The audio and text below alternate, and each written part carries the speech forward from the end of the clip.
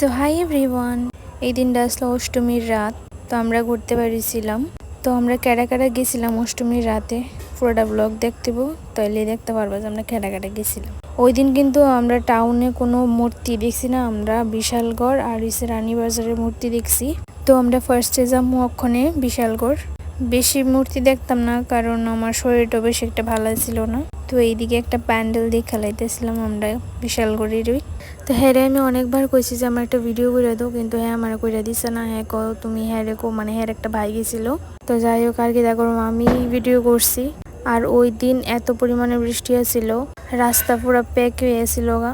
তো ওইদিকে দেখো মারে খুব সুন্দর লাগতেছে, আর প্যান্ডেলের ডেকোরেশনটাও খুব সুন্দর হয়েছে। তো আমি হাঁটতে হাঁটতে যাইতেছিলাম, আমার অনেকটি চিপস কিনা দিছিল। আর ওই দিন আমরা গাড়ি নিয়ে বেরিয়েছিলাম। হ্যাঁ গেছিল, হ্যাঁ দুইটা ভাই গেছিল, হ্যাঁ একটা কাকা গেছিল, আর আমি গেছিলাম।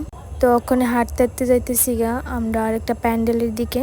প্রচন্ড পরিমাণে বৃষ্টি পড়তেছিল। ভাগ্যিস মনে করো গাড়ি নিয়ে যাওয়ায় এতটাও মানে কোন প্রবলেম হয়েছে না। তারপর আবার গাড়ির মধ্যে ছাতিও লয়ে গেছিল।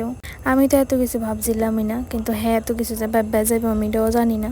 তো যাই হোক এমন করে সে কিন্তু আমরা ছাতি দিয়ে দিই, কিন্তু যতক্ষণ বৃষ্টি আসছিল ততক্ষণ আমরা মানে প্যান্ডেলের মূর্তি দেখছি। আমি আর হ্যার বাইক হাঁটতেছিলাম ছাতি দিয়ে শিরা, আর হ্যাঁ পিছন দিয়ে ভিডিও করতেছি। আর হ্যাঁ বৃষ্টি ভিজে ভিজে যাইতেছে, তোমরা যাও আমি আইতাছি। তো যাই হোক এদিকে দেখো খুব সুন্দর। তো এটা কি মন্দিরের মতো লাগতেছে এটা আমি ঠিক কইতে পারতেছি না।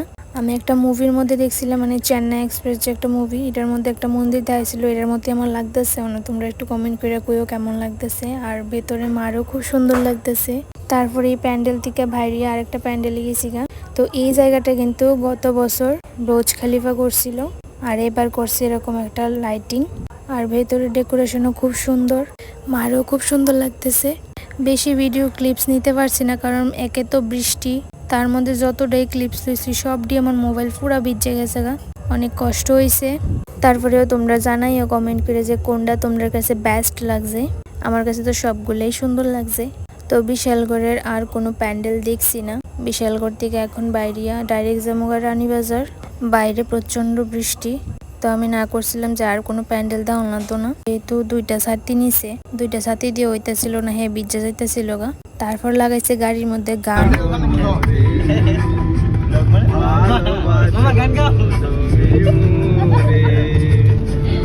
তো তোমরা তো দেখতেই পারছো গাড়ির গান লাগাইছে, কি গান, মানে তারাও লগে লগে গাইতেছে। তো আমি এটি দেখে সে আমরা সবাই মিলে হাসতে হাসতে গেছি একদম রানীবাজারের রাস্তা। তো রানীবাজারের সাইডটা রাস্তা দিয়ে খুব সুন্দর করে সাজাইছে, কারণ ওই দিকটা তো মনে করো গ্রাম সাইডের মতো। গ্রাম সাইডটা এমনিতেও খুব সুন্দর লাগে, লাইটিং দিলে তো আরো ভালো লাগে। তো আমার কাছে খুব ভালো লাগছে, লেগে আমি একটা ভিডিও করে লাইছি।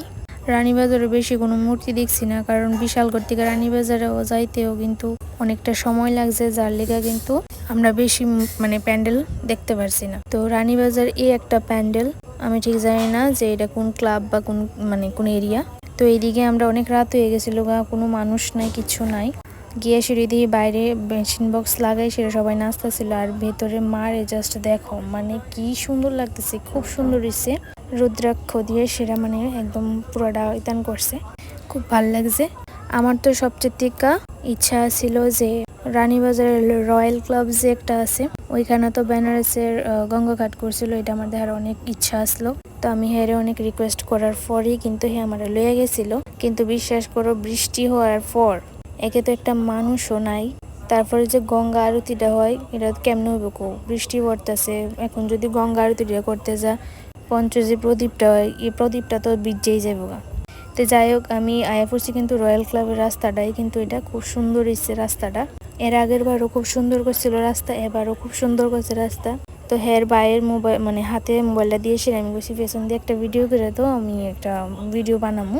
তো হেরে দিছিলাম, তো হ্যাঁ একটা ভিডিও করে দিতেছিল, আমি আর হ্যাঁ হাঁটতে হাঁটতে যাইতেছিলাম। তো হের ভাই আমার অনেকগুলি ক্লিপ লয়ে দিছে, কারণ দেখতেছিল যে আমি মানে পারতেছি না শাড়ি লিয়ে এসে, একে তো রাস্তা পুরা ভিজা, শাড়ি আমার দৌড়ে দৌড়ে হারুন লাগতেছে। যাই হোক হ্যাঁ না বুঝলো, হ্যার ভাই তো আমার কষ্টটা বুঝছে। Thank you so much. আমার ভিডিওটা দেখলে তো আরও ভালো খুশি হব। আমি জানি তুমি আমার ভিডিও দেখবা আর সবসময় দেখো, আমার খুব ভাল লাগে। তো যাই হোক আমি কিন্তু আয়া পড়ছি রয়্যাল ক্লাব, খুব সুন্দর হয়েছে, কিন্তু কোনো মানুষ আসিল না, কোনো ভিড়া ভিডিও আসিল না। আমি একদম নিশ্চিন্ত মনে গিয়েছি, দেখা টেকা ফটো তুলে আয়া পড়ছি। কিন্তু একটাই কষ্ট, আমি ওই গঙ্গা ঘাটের আরতিটা দেখতেছি না, আর তোমরা লোকে শেয়ারও করতে পারছি না। ভাবছিলাম পরে আরেকদিন যামু, তারপরেও তো সেমই নবমী দশমী তো সেমই বৃষ্টি, ওই কোন দিনই যামু। আজকেও ভাবছিলাম যামু, বাটা হইছে না, আমার শরীর ভালো না, আর পরে সে বৃষ্টি আসিল। তো গতকালকে মা বাবা গেছিল, ভাবছিলাম মা বাবার লোকও যাবো, বাট এটাও হয়েছে না। তো যাই হোক, আসছে বছর আবার হবে। তো এইদিকে দেখো গঙ্গা ঘাটের মানে আরতি যে হয় এই জায়গাটা খুব সুন্দর লাগছে। আমার সবচেয়ে থেকে বেস্ট আমার এই প্যান্ডেলটাই লাগছে, কারণ আমি অনেক ইচ্ছা ছিল আমার এই জায়গাটা যাবো, আমি যত ভিড় হোক বা যা খুশি হোক আমি এই জায়গাটা গিয়ে আমি দেখাবো যে কেমন হয়েছে প্যান্ডেলটা। তারপরে ভেতরে ডেকোরেশনও খুব সুন্দর, তোমরা পুরোটা প্যান্ডেল দেখালেও মানে অনেক অনেক সুন্দর হয়েছে, আমার কাছে তো খুব ভালো লাগছে সত্যি।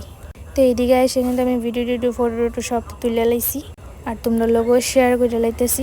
তো তোমরা জানাও বিশালগড়েরটা বেস্ট হয়েছে না রানীবাজারেরটা বেস্ট হয়েছে, কমেন্ট করে জানাও। আমার তো বেস্ট ইডুই লাগছে, কারণ আমার অনেক ইচ্ছা আসলো গঙ্গা ঘাটের জন্য। তো চলো টাটা, দেখা হবে নেক্সট ব্লগে।